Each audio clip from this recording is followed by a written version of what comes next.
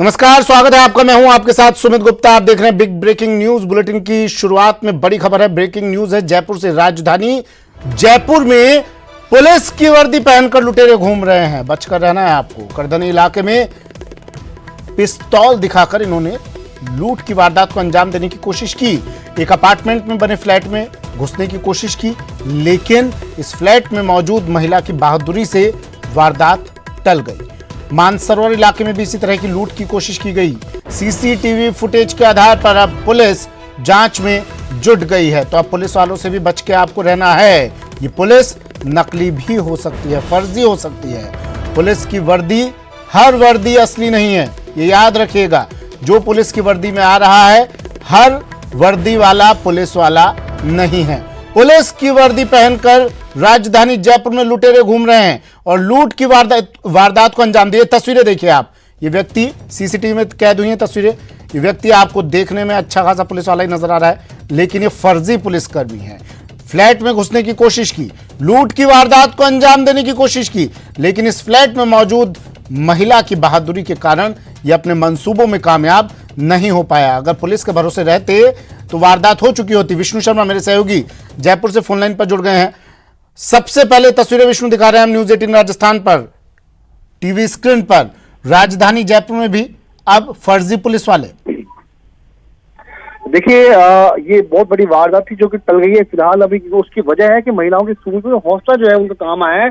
पहली वारदात जयपुर के करधनी इलाके में हुई, जहां पर कालवा रोड पर मंगलम सिटी में शीतल रेजिडेंसी में बदमाश आते हैं। कार सवार 4 बदमाश आते हैं। पुलिस की वर्दी उन्होंने पहन रखी होती है और फ्लैट के बाहर आके सबसे पहले डोरबेल बजाई। महिला के पति को आवाज लगाई। जब महिला ने दरवाजा नहीं खोला तो मोबाइल नंबर मांगे। उसके बाद में पानी पीने के बहाने उन्होंने दरवाजा खुलवाया और उसके बाद महिला को धकेलते अंदर लेकर के गए और लूटपाट की कोशिश की, लेकिन महिला का हौसला काम आया। महिला ने चीख पुकार मचाई, शोर मचाया।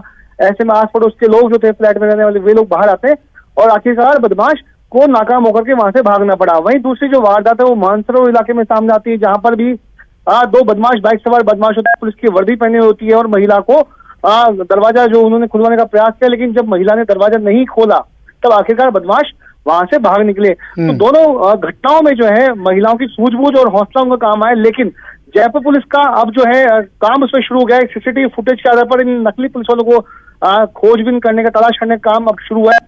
सीसीटीवी फुटेज में कार नंबर भी सामने है, संदिग्ध कार सामने आई है, संदिग्ध हुलिये सामने है, जिनके आधार पर पुलिस तलाश कर रही है। वहीं पे पुलिस उच्च अधिकारियों का कहना है कि यदि कोई व्यक्ति पुलिसकर्मी आपके यहाँ पे पहुंचता है तो सबसे पहले आप उनकी आईडी देखिए और अनजान व्यक्ति को देख के कभी दरवाजा नहीं खोलिए। आप पुलिस को सूचना दीजिए तत्काल और उसके बाद में ही ये पूरी जो वारदात है उनमें बदमाशों को पकड़ा जा सकेगा। जी, इस सीसीटीवी के आधार पर पुलिस की जांच कहां तक पहुंची? कितने बजे की ये वारदात है? और गाड़ी भी दिखाई दे रही है, गाड़ी के नंबर भी आप बता रहे हैं कि गाड़ी के नंबर भी नोट कर लिए गए। कहां तक ये जांच पहुंची? इन लुटेरों की तस्वीर भी कैद हुई है, चेहरे भी नजर आए होंगे सीसीटीवी में। देखिए सुमित, ये जो गैंग है ज्यादातर जो इसकी समझ में आया वो ये कि दोपहर के वक्त में ये मकानों को निशाना बनाते हैं। ज्यादातर वो मकान, वो फ्लैट, वो घर जो कि पाश कॉलोनियों में है, जहाँ पे सुनसान रहती है और जहां पर दोपहर के वक्त में शाम के आसपास महिलाएं अकेली घर में मौजूद होती है। क्योंकि परिवार के जो अन्य सदस्य होता है, पुरुष वर्ग जो होता है, वो ड्यूटी पे गया होता है, काम पे गया होता है। तो ऐसे में सुनसान ऐसे मकान जिनमें महिलाएं अकेली, उन मकानों को ये लोग टारगेट कर रहे हैं। और कल जो ये दोनों सीसीटीवी फुटेज सामने आए हैं उनमें यही सामने आया कि दोनों घरों में महिलाएं अकेली थी। ऐसे में दोनों में ही बदमाशों ने घर में घुसने का प्रयास किया। एक में दाखिल भी हो गए, लेकिन महिला के हौसले की वजह से उनका पालतू जो डॉग था वो भौंकने लगा। आसपास के फ्लैट के लोग बाहर आ गए, तो ऐसे में बदमाशों को नाकाम होकर के वहां से भागना पड़ा। लेकिन दूसरे में महिला ने दरवाजा ही नहीं खोला। ऐसे में दोनों बदमाश जो संदिग्ध नजर आ रहे हैं, बाइक पे नजर आ रहे हैं, वे लोग जाते हुए नजर आ रहे हैं। फुटेज कल दोपहर की घटना है, करीब अभी 8 से 10 घंटे का वक्त जो है बीत चुका है और अब ये फुटेज है जो ही पुलिस के लिए कड़ी बनेगी ताकि बदमाश जल्द से जल्द पकड़े जा सके। जी, लेकिन अब तक पहचान तो हो नहीं पाई इनकी। 8 से 10 घंटे का वक्त बीत चुका है और ना जाने कितनी वारदातों को अंजाम दे देंगे इस दौरान। शहर से फरार हो जाएंगे, राज्य से निकल जाएंगे। देखिए, अभी तक ये जो जिस तरह की गैंग है, यानी दोनों गैंगों में दोनों जो फुटेज वो अलग अलग तरह के हैं। एक में कार में सवार होकर ये बदमाश पहुंचे हैं वारदात करने के लिए, दूसरे में बाइक के ऊपर सवार होते हैं। तो माना जा सकता है कि दोनों अलग अलग तरह की गैंग है। ठीक है, मैं आपके पास आता हूँ विष्णु, आप बने रहिएगा मेरे साथ। बनवारी लाल मीणा, करधनी थाना प्रभारी, हमारे साथ फोनलाइन पर जुड़ गए हैं। बनवारी जी, इस वारदात के बारे में थोड़ा बताइए दर्शकों को, और क्यों इन बदमाशों के इन अपराधियों के हौसले बढ़ते जा रहे हैं, किसी भी वारदात को अंजाम देने से चूक नहीं रहे हैं ये लोग अब। बिल्कुल। कल 12:40 PM पे एक स्विफ्ट BDI गाड़ी आती है और जो मंगलम सिटी के डी ब्लॉक में शीतल रेजिडेंसी पे मकान नंबर 103 भंवर सिंह जी के मकान पे ये जाते हैं और उनकी जानकार होते हुए, उनके बारे में जानकार होते हुए और वो जो टाइटनिंग माल है उसमें उनका ऑफिस है उसके बारे में जानकारी देते हुए उनके परिजनों से बात करते हैं। लेकिन परिजनों को थोड़ा सस्पेक्ट लगा तो इसलिए उन्होंने गेट नहीं खोला और फिर जब पानी पीने के बहाने पानी का गिलास लिया तो महिला का हाथ पकड़ के खींचते हैं, लेकिन महिला ने बड़े बहादुरी से जैसे ही पकड़ा चिल्ला करके और आस पड़ोस के लोगों को चोर बोल के बुलाया, इतने में वो लोग भाग गए। इनमें एक लड़का वर्दी में था जिसका नेम प्लेट में कमल नाम लिखा हुआ है और 2 व्यक्ति थे वो सिविल में थे, एक व्यक्ति गाड़ी में बैठा था।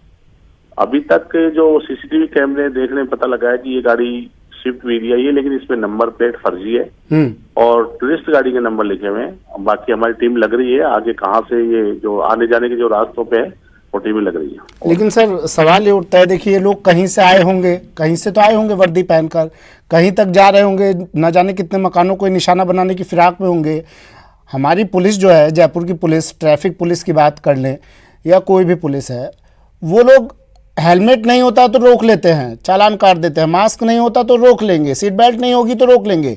फर्जी पुलिस वाले राजधानी में घूम रहे हैं, कमिश्नरेट लागू है और छुट्टे घूम रहे हैं, किसी को कानो कान खबर नहीं होती है। जब वारदात को अंजाम दे देते हैं, महिला की बहादुरी की तारीफ तो कर रहे हैं आप, लेकिन अपनी कार्यशैली के बारे में तो बताइए सर, पता नहीं चलता है किसी को। बिल्कुल, हमारे जैसे ही पता लगा हम 10 मिनट में मौके पे पहुंच गई थी हमारी पुलिस और घटना के बारे में पूरी जानकारी लेके और वहाँ के आसपास। ठीक है सर, शुक्रिया हमारे साथ जुड़ने के लिए।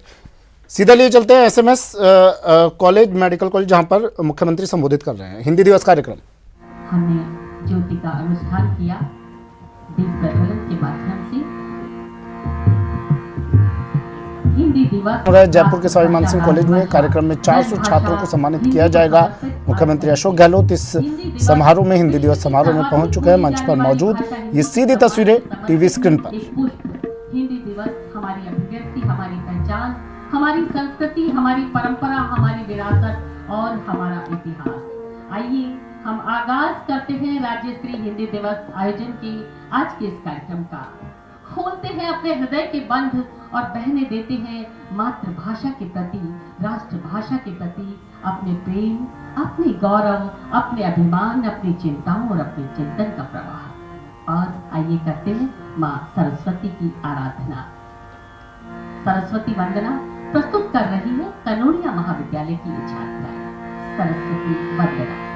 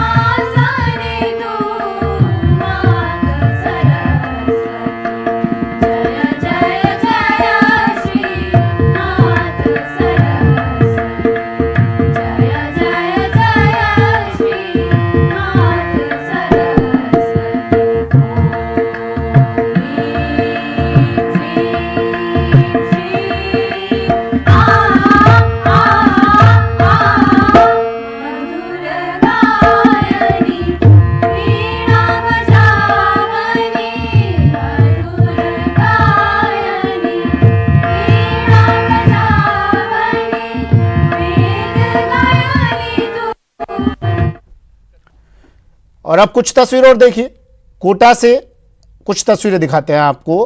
कोटा के सूर्यनगर इलाके की ये तस्वीरें हैं जहां 2 बदमाश दिन दहाड़े KEDL के ठेका कार्मिक नरेश सुमन के साथ सरेआम मारपीट कर रहे हैं। CCTV कैमरे में कैद इन तस्वीरों में साफ देखा जा सकता है कि किस तरह से बदमाश ठेका कार्मिक को दौड़ा कर बीच सड़क पर बेल्ट से मार रहा है। इसमें भी मन नहीं भरा तो बदमाश का साथी भी उसकी मदद के लिए आगे आ गया। उसने नरेश को पकड़ लिया, जबकि बदमाश लगातार बेल्ट से मार रहा है। बीच बीच में लात चलाने से भी नहीं चूकता। दबंग के खौफ के आगे मौके पर मौजूद कोई भी शख्स बीच बचाव के लिए आगे नहीं आया। मारपीट के बाद कार्मिक अपने आप को बचाने के लिए एक चाय की दुकान पर पहुंचा, लेकिन बदमाश ने दुकानदार के साथ भी मारपीट की और दुकान में तोड़फोड़ की। इतना ही नहीं, बदमाश ने दुकानदार को जान से मारने की धमकी दी। पीड़ित दुकानदार नरेश सुमन ने बताया कि बदमाश उनसे हफ्ता वसूली करता है और नहीं देने पर मारपीट करता है। अब उसकी जान को खतरा है। दिन दहाड़े हुई घटनाओं से स्थानीय लोग दहशत में हैं। फिलहाल उद्योग नगर थाना पुलिस पूरे मामले की जांच कर रही है। ये तस्वीरें सबसे पहले टीवी स्क्रीन पर। लाइव वीडियो कैमरे लग रहे, पूरे लग रहे दुकान पे। हाँ। और नहीं, पहले भी आपने मामला दर्ज पहले भी मामला दर्ज करवाया, लेकिन कोई सुनवाई नहीं है उसकी।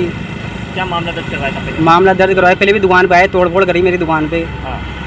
और आपने वो मामला दर्ज करा, पुलिस कार्रवाई नहीं की? हाँ, पुलिस ने कुछ कार्रवाई नहीं करी, उन्हें तोड़फोड़ करी, मारपीट करी मेरे साथ। और बड़ी खबर आ रही है बीकानेर से। बीकानेर के नोखा से बड़ी खबर इस वक्त की पति और पत्नी ने आत्महत्या कर ली। कुंड में छलांग लगाकर आत्महत्या की इन्होंने। मदन लाल और उसकी पत्नी राज देवी ने ये कदम उठाया। आत्महत्या के कारणों का हालांकि अब तक खुलासा नहीं हुआ है। टांट गांव की ये घटना बताई जा रही है। मृतकों के शव को नोखा की बागड़ी अस्पताल लाया गया है। पुलिस अब इस पूरे मामले की जांच कर रही है।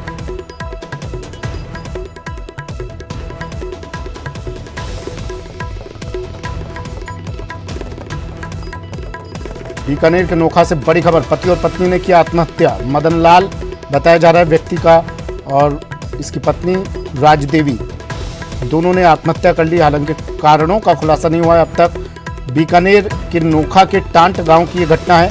मृतकों के शव को अस्पताल में मोर्चरी में रखवा दिया गया है।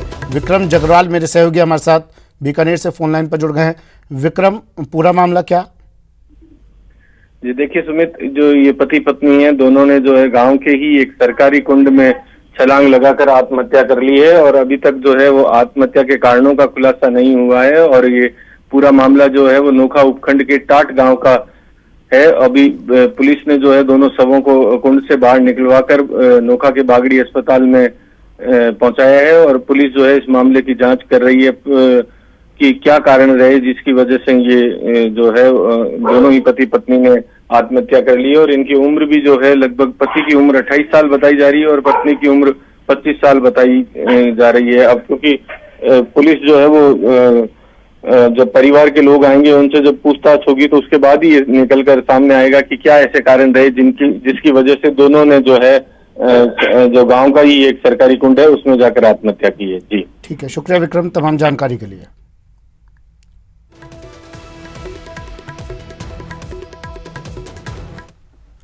खबर कोटा से। कोटा में 200 करोड़ की महाठगी का मामला। महाठगी मामले में एक और आरोपी गिरफ्तार। बड़ी खबर टीवी स्क्रीन पर। आरोपी नायब तहसीलदार लटूरी निवासी प्रदीप जैन को गिरफ्तार कर लिया गया है। पत्नी को डायरेक्टर बनाकर करीब 12 करोड़ रुपया निवेशकों का इसने लगवाया था। अपेक्षा ग्रुप मामले में 6 आरोपियों को पहले ही गिरफ्तार किया जा चुका है। 2500 लोगों के साथ चिटफंड कंपनी ने करीब 200 करोड़ की ठगी की थी। सिटी एसपी के निर्देशन में गठित विशेष एसआईटी की टीम जांच कर रही है।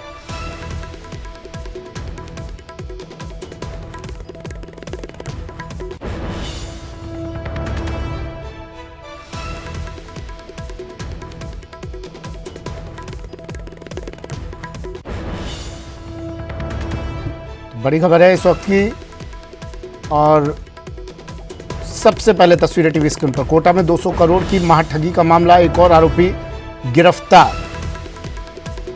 नायब तहसीलदार लटूरी निवासी प्रदीप जैन इसका नाम बताया जा रहा है। इसे गिरफ्तार कर लिया है। प्रदीप जैन ने अपनी पत्नी को डायरेक्टर बनाकर 12 करोड़ रुपए निवेशकों का लगवाया था। 6 आरोपियों को इस मामले में गिरफ्तार किया जा चुका है। 2500 लोगों के साथ चिटफंड कंपनी ने 200 करोड़ की ठगी की थी। ओम प्रकाश मेरे सहयोगी हमारे साथ फोन लाइन पर जुड़ गए हैं कोटा से। ओम प्रकाश, एक और आरोपी गिरफ्तार। जी, ये नायब तहसीलदार के पद पर जल्दी ही केकड़ी में ज्वाइनिंग करने वाला था। पुलिस की टीम ने, जो एसआईटी की टीम गठित की गई थी, उन्होंने इनको फिलहाल गिरफ्तार कर लिया। जो नायब तहसीलदार लटूरी निवासी प्रदीप जैन है, इन्होंने जब ये रेवेन्यू इंस्पेक्टर हुआ करता था तो अपने लोगों से करीब 12 करोड़ रुपए को उनको चूना लगा दिया और वो पैसा इन्होंने 200 करोड़ रुपए की मां ठगी के इस मामले में जो अपेक्षा ग्रुप कंपनी है उसमें इन्होंने अपने निवेशकों से लगवा दिया था। इनकी पत्नी को इन्होंने डायरेक्टर बनाया था, हालांकि ये पूरा काम ये देखता था, लेकिन पत्नी के नाम से डायरेक्टर के रूप में ये पूरी तरह से काम करता था। तो कुल मिला के ये कहा जा सकता है कि 200 करोड़ रुपए की इस मां ठगी की वारदात को अंजाम देने के मामले में ये एक और आरोपी गिरफ्तार हुआ। हालांकि 6 आरोपी पहले ही गिरफ्तार हो चुके हैं, जिसमें ज्यादातर डायरेक्टर है। तो इस मामले में इस आरोपी को गिरफ्तार करने के बाद में जो फरार चल रहे हैं, क्योंकि 30 से अधिक आरोपी फिलहाल गिरफ्तार होने बाकी हैं, हालांकि 7 आरोपी गिरफ्तार हो चुके हैं। तो उस मामले में इस आरोपी से पूछताछ करने के बाद में उसके बारे में कोई सुराग हासिल हो सकता है और जो पैसा इन्होंने हड़पा है या कहा जा सकता है कि जो वारदात ठगी की दी है, अंजाम दिया है, तो कितना इससे बरामद पुलिस अब कर पाएगी, ये देखने वाली बात होगी। और अब इनके परिवार के अन्य सदस्यों के बारे में भी जो मिलीभगत है उसके बारे में भी पुलिस अब शिकंजा कस सकती है। तो कुल मिला के ये कहा जा सकता है कि एसआईटी की टीम को एक और जो बड़ा आरोपी है वो हाथ लगा है, जो उस समय पटवारी हुआ करता था, रेवेन्यू इंस्पेक्टर हुआ करता था और लोगों को, बोले वाले लोगों को अच्छा मुनाफा देने की बात कहकर उनसे ठगी की वारदात को अंजाम दिया था। फिलहाल एसआईटी की टीम पूरे मामले की जांच कर रही है और इनसे पूछताछ कर रही है और जल्द ही इनको कोर्ट में पेश कर रिमांड पर लिया जा सकता है। जी ठीक है, शुक्रिया ओम प्रकाश तमाम जानकारी के लिए।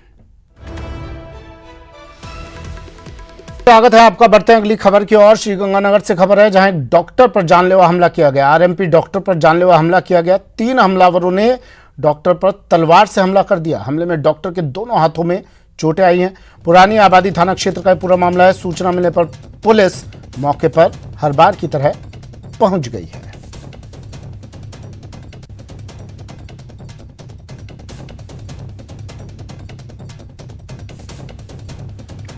श्रीगंगानगर में डॉक्टर पर जानलेवा हमला।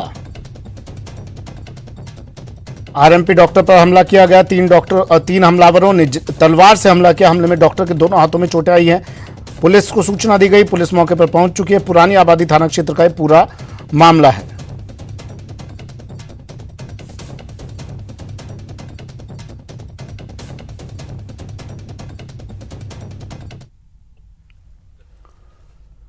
जयपुर के कोटपुतली से खबर है जहां सीएनजी गैस सिलेंडर से भरे एक ट्रक में अचानक आग लग गई।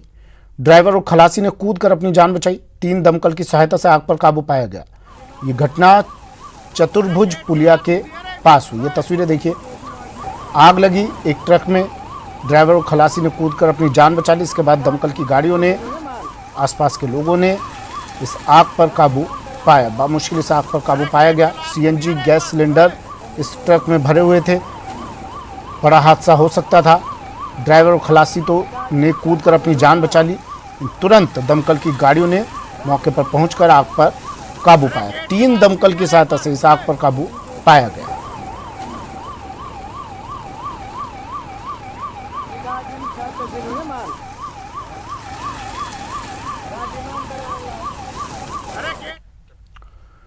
झुंझुनू के चिड़ावा से बड़ी खबर है जहां जीप और ट्रक में जोरदार भिड़ंत हो गई। सड़क हादसे में 2 लोगों की मौत हो गई, 2 लोग घायल हुए हैं।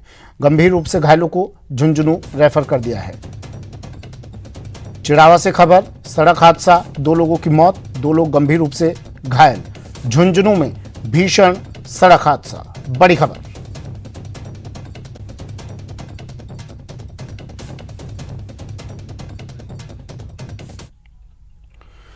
खबर कोटा से है। कोटा में पुलिसकर्मियों पर हमले के आरोपियों को गिरफ्तार कर लिया गया। पुलिस ने 9 लोगों को गिरफ्तार किया है। आरोपियों ने पुलिसकर्मियों से मारपीट की थी, गाड़ी में भी जमकर तोड़फोड़ की थी। बोराबास बलिंडा गांव में झगड़ा हुआ था। मामले की जांच में अब पुलिस जुट गई है।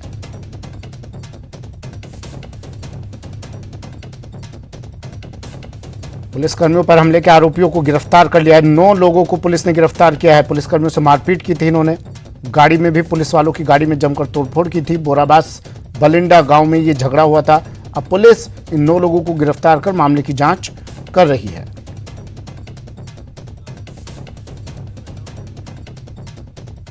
भरतपुर से खबर है। भरतपुर में लूटपाट और चोरी का विरोध किया जा रहा है। घटनाओं को लेकर लोगों ने विरोध जताया। बीजेपी नेताओं के साथ मिलकर लोगों ने रैली निकाली। कस्बे में रैली निकालकर कस्बे के बाजार बंद करवाए गए। रैली निकालने के बाद लोग पुलिस थाने भी पहुंचे। सैकड़ों की संख्या में अब धरने पर लोग बैठ गए हैं।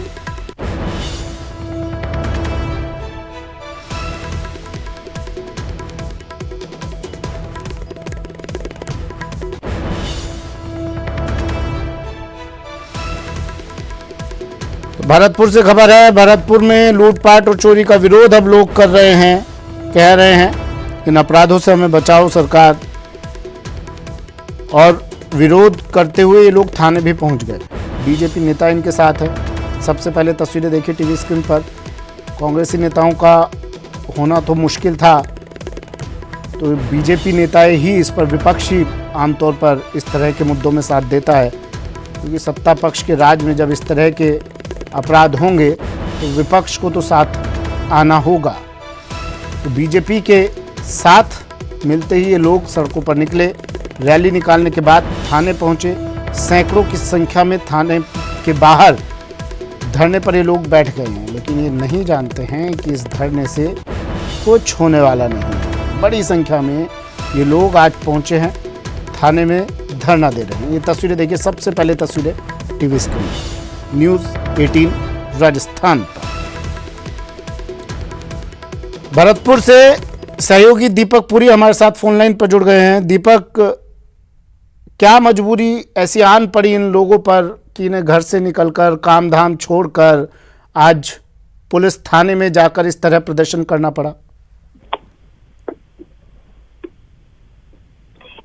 देखिए सुमित, ये पूरा जो मामला है वो नगर कस्बे का है, जहां पर आए दिन चोरी, लूटपाट और अन्य जो घटनाएं हैं वो घट रही थी। कल ही एक पेट्रोल पंप के सेल्समैन के साथ मारपीट की गई थी और उसके विरोध में आज पूरे नगर कस्बे को बंद रखा गया और रैली निकालते हुए लोग जो है नगर थाने में पहुंचे और जहां वो धरने पर बैठ गए। अभी भी वो धरने पर बैठे हुए और उनकी मांग एक ही है कि जो आए दिन घटनाएं हो रही हैं उन पर अंकुश लगाया जाए और जो आरोपी हैं उनको गिरफ्तार किया जाए। पुलिस की विफलता के कारण ये सब काम हो रहे हैं और उन्होंने पुलिस पर कई गंभीर आरोप लगाए और उनको लेकर के, अपनी मांगों को लेकर के वो थाने में बैठे हुए हैं। घटना की सूचना मिलते ही जो पुलिस के उच्च अधिकारी है वो भी मौके पर पहुंचे और लगातार जो समझाइश का दौर है वो जारी है। ठीक है, समझाइश का दौर जारी है। शुक्रिया दीपक तमाम जानकारी के लिए। बड़ी खबर है डूंगरपुर से। डूंगरपुर में कुएं में छलांग लगा दी 11वीं की छात्रा ने और डूबने से 11वीं की छात्रा की मौत। बिछवाड़ा थाना क्षेत्र के धामोद गांव की घटना। कारणों का खुलासा नहीं हुआ है। पुलिस पूरे मामले की जांच कर रही है।